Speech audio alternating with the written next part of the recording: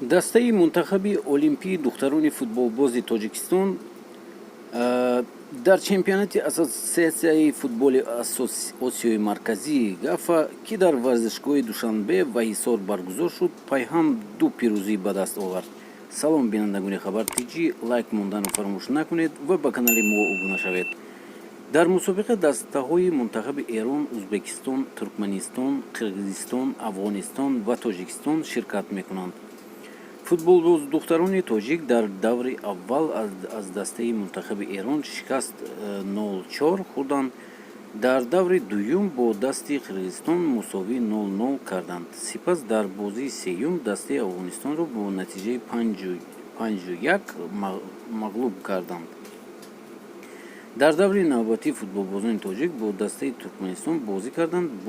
бозӣ дар варзишгоҳи марказии Душанбе баргузор шуд ва бо ҳисоби 2-0 ба фоидаи дастаи мо хотима ёфт. голҳоро дар нимаи аввал Некубахт Худододова ва Рафина Нурмуратова заданд. дастаҳои Ӯзбекистон ва Эрон дар бозии асосии даври чоруми чемпионати ГАФА 2019 дидор карданд.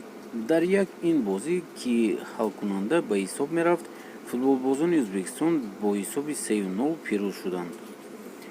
ҳамин тариқ пеш аз ба охир расидани чемпионати ГАФА 2019 ғолиби мусобиқа муайян карда шуд. дастаи Ӯзбекистон, ки аз 12 имтиёзи имконпазир 12 хол ба даст овард, ғолиб аст.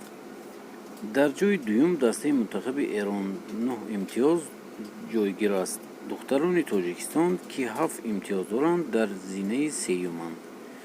вохӯриҳои охирин ин мусобиқа фардо баргузор мешавад. Тоҷикистон бо Ӯзбекистон, Туркманистон бо Қирғизистон ва Эрон бо Афғонистон бозӣ мекунанд. бояд гуфт, ки мусобиқаи ассотсиатсияи футболи Осиёи Марказӣ ГАФА дар байни дастаҳои олимпии занони то 23 сола дар як давр баргузор мешавад. ин буд видеои имрӯзаи мо. шумо чӣ фикр доред, кӣ ғолиб мебарояд дафъаи дуюм? ҳатман дар комментария нависед.